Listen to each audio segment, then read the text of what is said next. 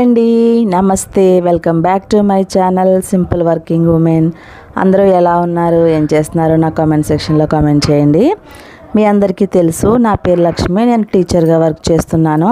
Almost 10-15 days నుంచి కూడా ఏదో ఒక ఈవెంట్స్ ఉండడం వల్ల వ్లాగ్స్ తీయడం అయితే అవ్వలేదండి. ఏదో ఒక వర్క్ అయితే సరిపోయేదన్నమాట. స్కూల్కి సంబంధించిన వర్క్ ఇంట్లో చేసుకోవడము, పేపర్స్ కరెక్షను ఇవన్నీ కూడా ఎక్కువగా ఉండడం వల్ల వ్లాగ్స్ అనేవి ఎక్కువగా షూట్ చేయలేదన్నమాట. సో ఇప్పుడు కొంచెం ఎగ్జామ్స్ అయిపోయాయి, తర్వాత వాటి కరెక్షన్స్ కూడా అయిపోయాయి. సో దానివల్ల కొంచెం ఫ్రీ అయ్యాను. సో ఇదైతే సండే రోజు వ్లాగ్ అనమాట అండి. సండే రోజు మార్నింగ్ చపాతీ చేద్దామని చెప్పి పిండి అయితే నేను కలుపుతున్నాను. కొంచెం ఆయిల్ ఇంకా సాల్ట్ వేసి చపాతీ పిండి అయితే కొంచెం గట్టిగానే కలిపి పక్కన పెట్టుకున్నాను అనమాట.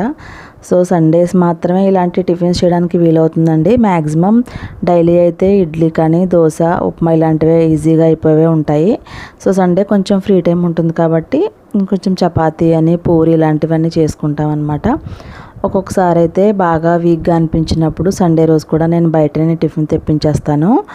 సో ఆ రోజైతే నేను చపాతీ అండ్ బొంబాయి చట్నీ అంటారు కదండి, పూరీ కర్రీ లాగా. సో అదైతే నేను ప్రిపేర్ చేస్తున్నాను. సో అదంతా మీకు తెలుసు కాబట్టి నేనైతే ఎక్స్ప్లెయిన్ చేయట్లేదు.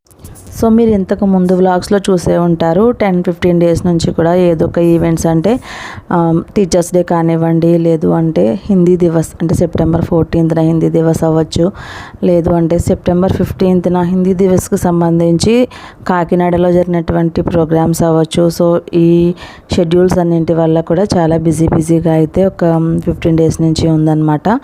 సో ఇదంతా అయిపోయిన తర్వాత నెమ్మదిగా డైలీ రొటీన్లోకి అన్నది వచ్చేసామన్నమాట. సో ఈ మధ్యలోనే, ఈ గ్యాప్లోనే నేను మా చిన్న పాపని స్కూల్లో కూడా జాయిన్ చేశానండి. తను రెగ్యులర్గా స్కూల్కి అయితే వెళ్తుంది, కానీ స్టార్టింగ్ డేస్ కాబట్టి కొంచెం పేచి పెడుతుందండి. అంటే మార్నింగ్ స్కూల్కి దింపడానికి వెళ్ళినప్పుడు వెళ్ళనని పేచి పెడుతుంది. సో అందరి పిల్లలకి ఇది నార్మలే కదండి.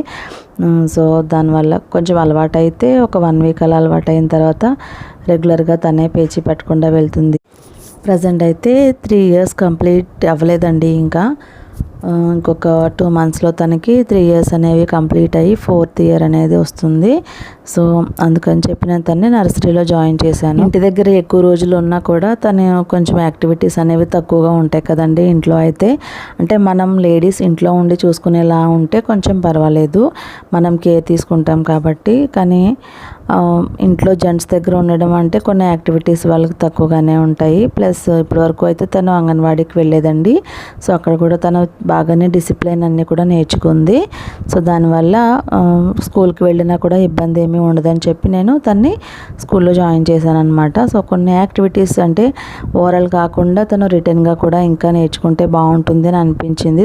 ఈ ఏజ్లోనే వాళ్ళకి గ్రాస్పింగ్ పవర్ అనేది బాగా ఎక్కువగా ఉంటుందండి. సో ఈ ఏజ్లో మనం కేర్ తీసుకుంటే వాళ్ళు ఫ్యూచర్లో బాగా కాన్సన్ట్రేట్ చేయగలుగుతారండి వాళ్ళ స్టడీస్ని. సో దానికోసం అని చెప్పి చిన్న ఏజ్ అయినా ఇంకా జాయిన్ చేయక తప్పలేదన్నమాట. సో కొన్ని తప్పవండి. ఇంత చిన్న ఏజ్లో స్కూల్లో వేయడం అయితే నాకు అసలు ఇష్టం లేదు. ఎందుకంటే ఇంకా వాళ్ళది ఆడుకునే వయసే కాబట్టి కొంత ఫ్రీడమ్ అనేది వాళ్ళకి ఇవ్వాలి. సో నేను వేసింది నర్సరీ అంటే ప్లే స్కూల్ లాంటిదే కాబట్టి కొంత టైం వాళ్ళు అంటే కొన్ని రైమ్స్ టీవీలో పెట్టి చూపించినా, కొంచెం సేపు ఆడిపించినా ఇలా కొంచెం వాళ్ళకి ఫ్రీగానే ఉంటుంది కాబట్టి అంత ఇబ్బంది ఏమీ ఉండదు అని చెప్పి నేను నమ్మకంతోనే వేశానండి. సో తను హోప్ బెటర్గా నేర్చుకుంటుందని అనుకుంటున్నాను నేను. సో ఇలా బ్రేక్ఫాస్ట్ అయితే రెడీ అయిపోయింది మాకు, చపాతీ అండ్ విత్ బొంబాయి చట్నీ.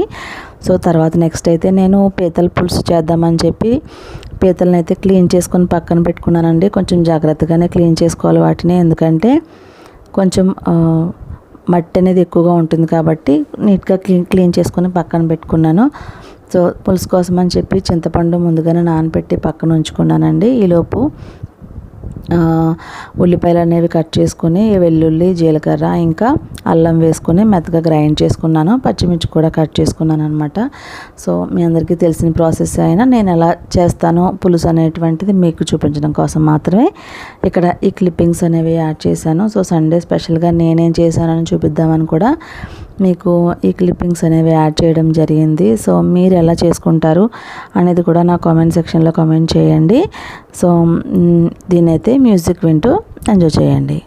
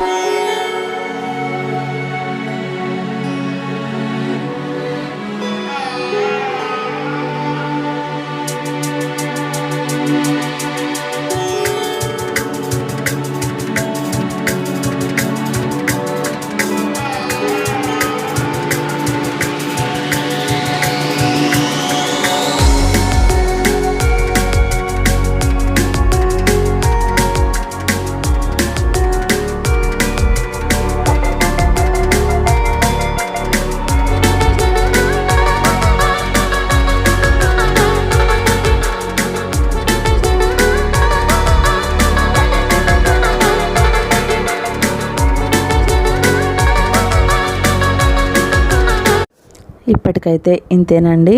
ఈ వ్లాగ్ కనుక మీకు నచ్చినట్లయితే లైక్, కామెంట్, షేర్ చేయండి. కొత్త వాళ్ళు ఎవరైనా మన ఛానల్ చూస్తున్నట్లయితే ప్లీజ్ సబ్స్క్రైబ్ చేయండి. Thank you so much for watching. Bye bye.